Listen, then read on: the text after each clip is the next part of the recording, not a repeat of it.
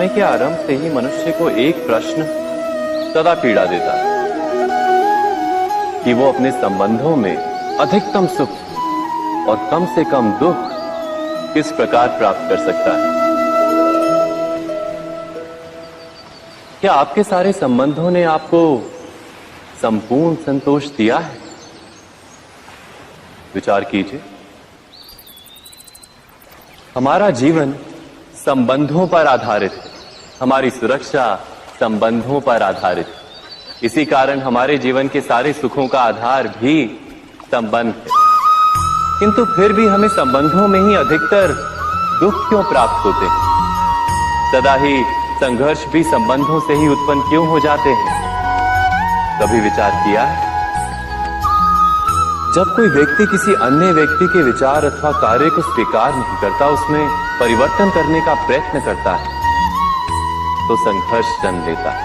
अर्थात जितना अधिक अस्वीकार उतना ही अधिक संघर्ष, और जितना अधिक स्वीकार उतना ही अधिक सुख।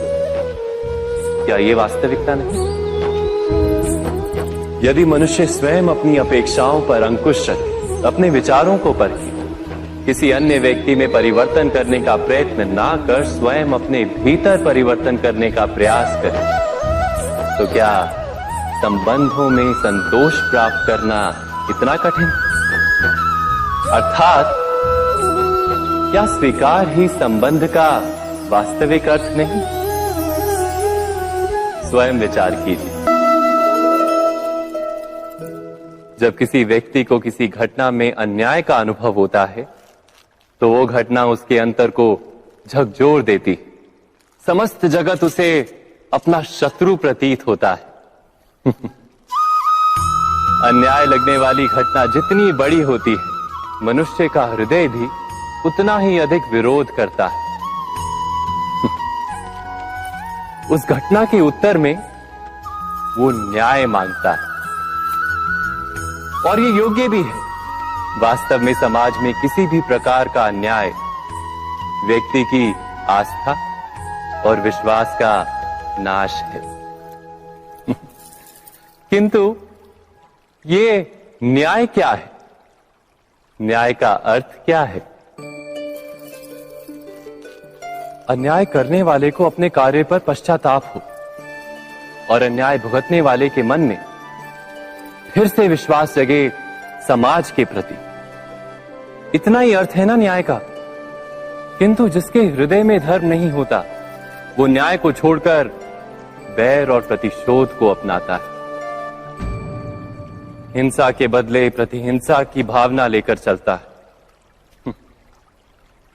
स्वयं भोगी हुई पीड़ा से कहीं अधिक पीड़ा देने का प्रयत्न करता है, और इस मार्ग पर चलते अन्याय को भुगतने वाला स्वयं अन्याय करने लगता है। शीघ्र ही वो अपराधी बन जाता है। अर्थात न्याय और प्रतिशोध के बीच बहुत कम अंतर होता है, और इसी अंतर का नाम है धर्म। क्या ये सत्य नहीं? स्वयं विचार कीजिए। दो व्यक्ति जब निकट आते हैं तो एक दूसरे के लिए सीमाएं और मर्यादाएं निर्मित करने का प्रयत्न अवश्य करते हैं। हम यदि सारे संबंधों पर विचार करें तो देखेंगे कि इन सारे संबंधों का आधार यही सीमाएं हैं जो हम दूसरों के लिए निर्मित करते हैं। और यदि अनजाने में भी कोई अन्य व्यक्ति इन सीमाओं को तोड़ता है, तो उसी क्षण हमारा हृदय क्रोध से भर जाता है। इन सीमाओं का वास्तविक रूप क्या है? क्या हमने कभी विचार किया? सीमाओं के द्वारा हम दूसरे व्यक्ति को निर्णय करने की अनुमति नहीं देते, अपना निर्णय उस व्यक्ति पर थोपते हैं। अर्थात किसी की स्वतंत्रता का अस्वीकार करते हैं। और जब स्वतंत्रता का अस्वीकार किया जाता है तो उसका हृदय दुख से भर जाता है, और जब वो सीमाओं को तोड़ता है तो हमारा हृदय क्रोध से भर जाता है। क्या ऐसा नहीं होता?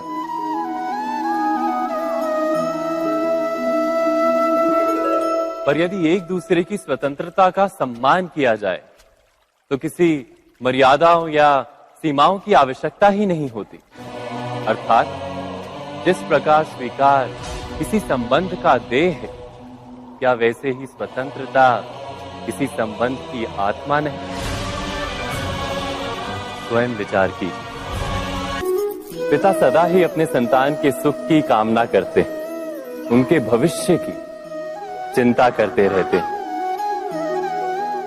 इसी कारणवश सदा ही अपने संतानों के भविष्य का मार्ग स्वयं निश्चित करने का प्रयत्न करते रहते हैं। जिस मार्ग पर पिता स्वयं चला है, जिस मार्ग के कंकर पत्थर को स्वयं देखा है, मार्ग की छाया, मार्ग की धूप को स्वयं जाना है, उसी मार्ग पर उसका पुत्र भी चले, यही इच्छा रहती है हर पिता की। निसंदेह उत्तम भावना है ये। किंतु 3 प्रश्नों के ऊपर विचार करना हम भूल ही जाते। कौन से प्रश्न? प्रथम प्रश्न, क्या समय के साथ प्रत्येक मार्ग बदल नहीं जाते? क्या समय सदा ही नई चुनौतियों को लेकर नहीं आता? तो फिर बीते हुए समय के अनुभव नई पीढ़ी को किस प्रकार लाभ दे सकते हैं? दूसरा प्रश्न, क्या प्रत्येक संतान अपने माता पिता की छवि होता है? हाँ, संतानों को संस्कार तो अवश्य माता पिता देते हैं, किंतु भीतर की क्षमता तो ईश्वर देते हैं। तो जिस मार्ग पर पिता को सफलता मिली है, विश्वास है कि उसी मार्ग पर उसकी संतानों को भी सफलता और सुख प्राप्त होगा। तीसरा प्रश्न, क्या जीवन के संघर्ष और चुनौतियां लाभकारी नहीं होती? क्या प्रत्येक नया प्रश्न एक नए उत्तर का द्वार नहीं खोलता? तो फिर संतानों को नए नए प्रश्नों, संघर्षों और चुनौतियों से दूर रखना, ये उनके लिए लाभ करना कहलाएगा या हानि पहुंचाना? अर्थात जिस प्रकार संतान के भविष्य का निर्माण करने के बदले उसके चरित्र का निर्माण करना श्रेष्ठ है, वैसे संतानों के जीवन का मार्ग निश्चित करने के बदले उन्हें नए संघर्षों के साथ जूझने के लिए मनोबल व ज्ञान देना अधिक लाभदायक नहीं होगा? स्वयं विचार कीजिए। सबके जीवन में ऐसा प्रसंग अवश्य आता है कि सत्य कहने का निश्चय होता है हृदय में, किंतु मुख से सत्य निकल नहीं पाता। कोई भय मन को घेर लेता है। किसी घटना अथवा प्रसंग के बारे में बात करना या फिर स्वयं से कोई भूल हो जाए उसके बारे में कुछ बोलना, क्या ये सत्य है? नहीं, ये तो केवल तथ्य है। अर्थात जैसा हुआ था वैसा केवल बोल देना सामान्य सी बात। किंतु कभी कभी उस तथ्य को बोलते हुए भी भय लगता है। कदाचित किसी दूसरे की भावनाओं का विचार आता है मन, दूसरे को दुख होगा, ये भय भी शब्दों को रोकता है। तो ये सत्य क्या है? क्या हमने कभी विचार किया है? जब भय रहते हुए भी कोई तथ्य बोलता है तो वो सत्य कहलाता है। वास्तव में सत्य कुछ और नहीं, केवल निर्भयता का दूसरा नाम है। और निर्भय होने का कोई समय नहीं होता, क्योंकि निर्भयता आत्मा का स्वभाव है। अर्थात क्या प्रत्येक क्षण सत्य बोलने का क्षण नहीं होता?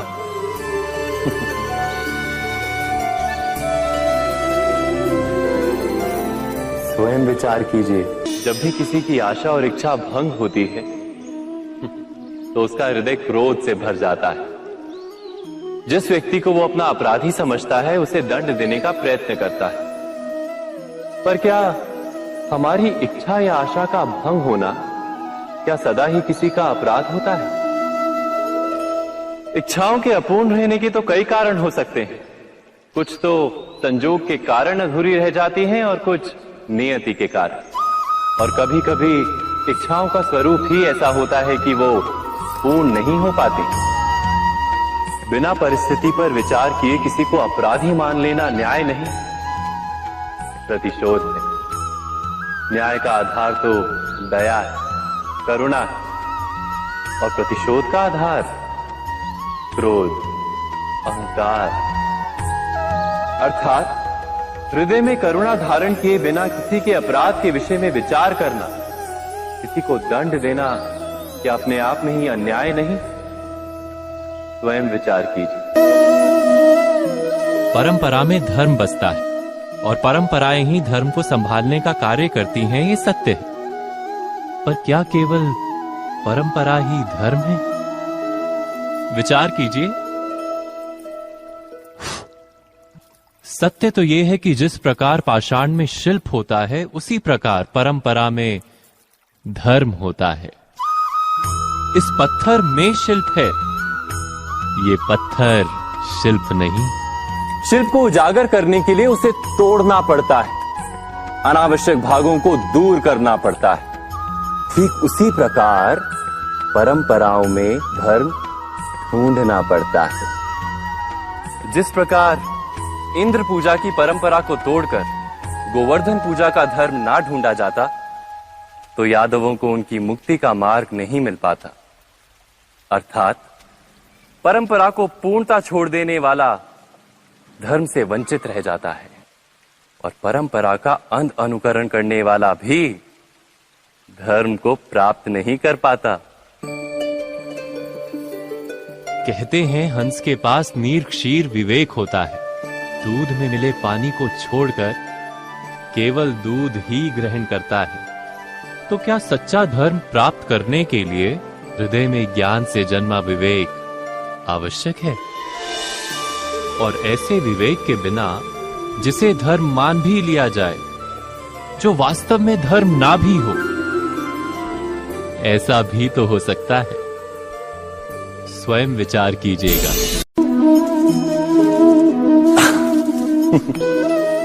मनुष्य के सारे संबंधों का आधार है अपेक्षा। पति कैसा हो जो मेरा जीवन सुख और सुविधा से भर दे? पत्नी कैसी हो जो सदैव मेरे प्रति समर्पित रहे? संतान कैसी हो जो मेरी सेवा करे, मेरा आदेश माने?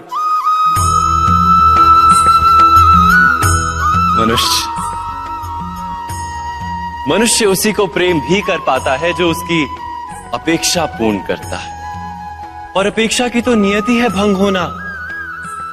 कैसे? क्योंकि अपेक्षा मनुष्य के मस्तिष्क में जन्म लेती है।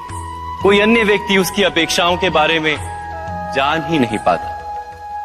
पूर्ण करने की प्रामाणिक इच्छा हो तब भी कोई मनुष्य किसी की अपेक्षाओं को पूर्ण नहीं कर पाता,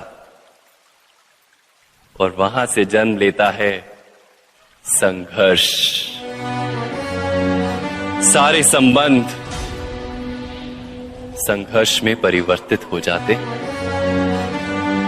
पर मनुष्य अपेक्षा को संबंध का आधार ना बनाए और स्वीकार करे केवल संबंध का आधार, तो क्या ये जीवन स्वयमेव सुख और शांति से नहीं भर जाएगा? स्वयं विचार कीजिएगा।